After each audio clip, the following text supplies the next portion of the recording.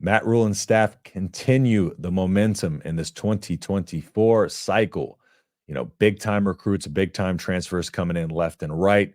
We're going to get into the latest here in just a second. First things first, my name is Justin Adams. I am a content creator here at Nebraska Football at the Voice of College Football. If you like what we do here, please consider liking and subscribing. Otherwise, YouTube doesn't like me. So your support is appreciated, and I thank you. So, but you didn't come here to hear me blab. So let's get into the big names in the last couple of days, mainly this morning. Let's start with the big guy. What do you say? The offensive line, much maligned offensive line. We'll go with that. Last year, the year before last, and into last year, and some people, still complained about the line last year. However, the line did improve. It made significant improvements, and just the attack of the offensive line in this recruiting cycle and this transfer portal is exactly how it needs to be done.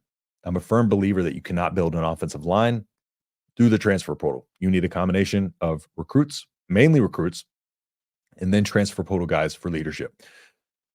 The recruiting side of it is difficult because, you got to recruit these guys and develop them up.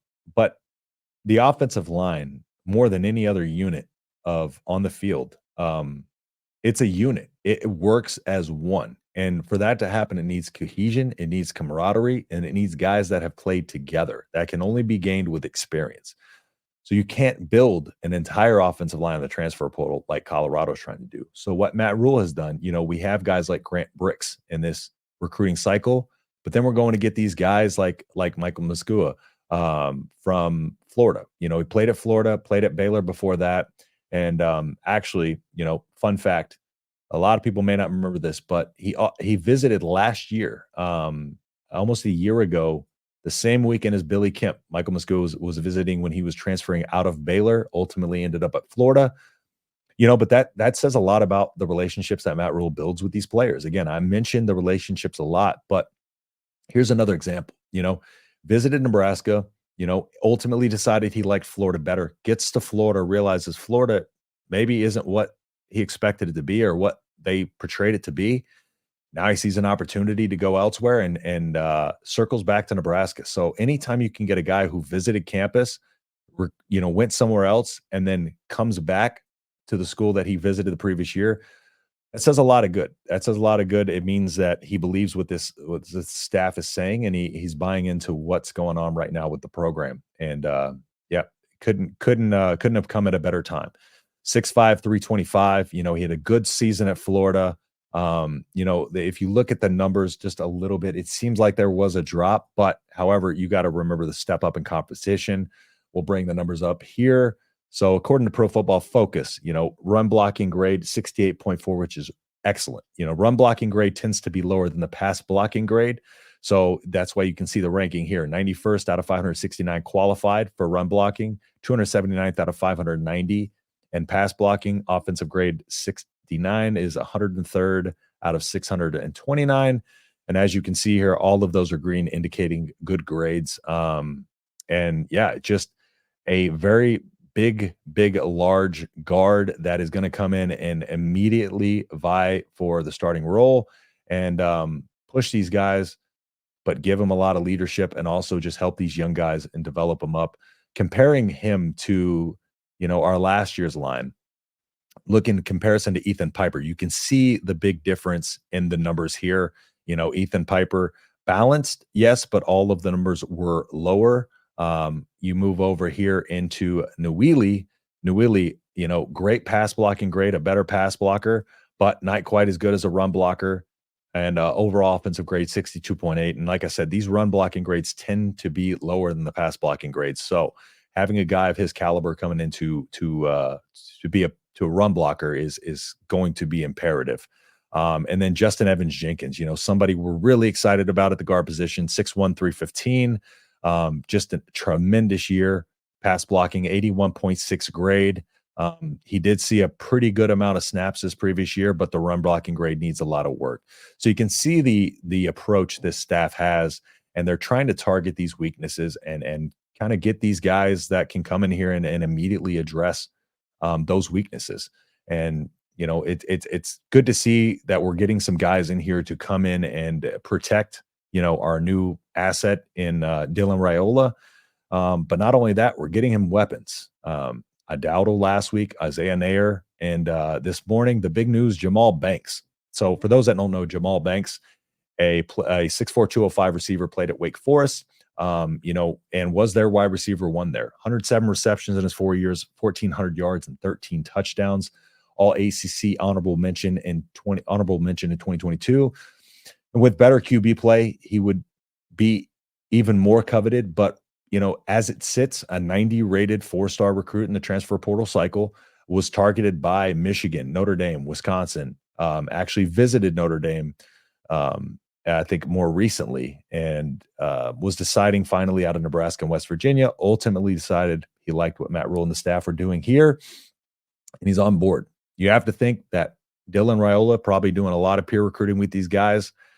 Nair and Dowdle, spoke about that when talking to them.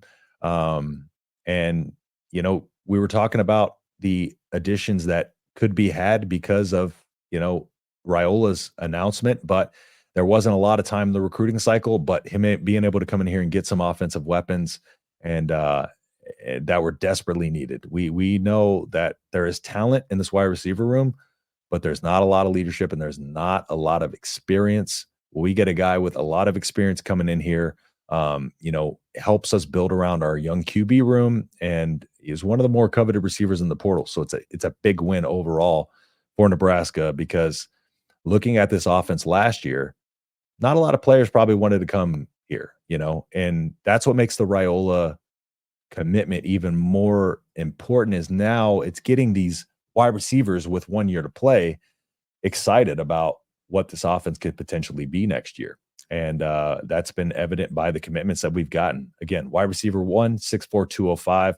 He's a polished route runner, but a very sure-handed guy. He's going to be able to go up and get contested catches, but 0 drops, and was used in the most important situations. That can't be understated. Fedoni kind of filled that role for us a little bit last year. However, as we saw, Fedoni did have some drops over the course of the season.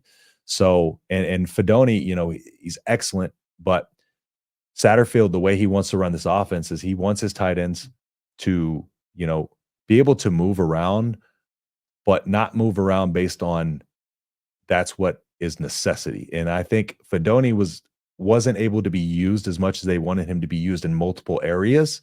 We talk about this positionless offense because he was relied upon so much as a wide receiver. And what Jamal Banks is going to do is he's going to open up these tight ends, and he's going to let them be able to be positionless and let this staff use them as they will. And it's going to be exciting to see how they use the duo of Carter Nelson and Thomas Fedoni next year. But yeah, shorthanded, which is what we really need on third down and in the red zone. And I think the biggest thing is, Isaiah Nair was a huge commitment. Yes, don't get me wrong, but I think Jamal Banks is that wide receiver 1 X receiver that we can really have come in and mentor a guy like Malachi Coleman, who will be next in line to be that big time X receiver. Then Isaiah Nair, Isaiah Nair, again, not upset with the fact that he potentially could have been the wide receiver 1.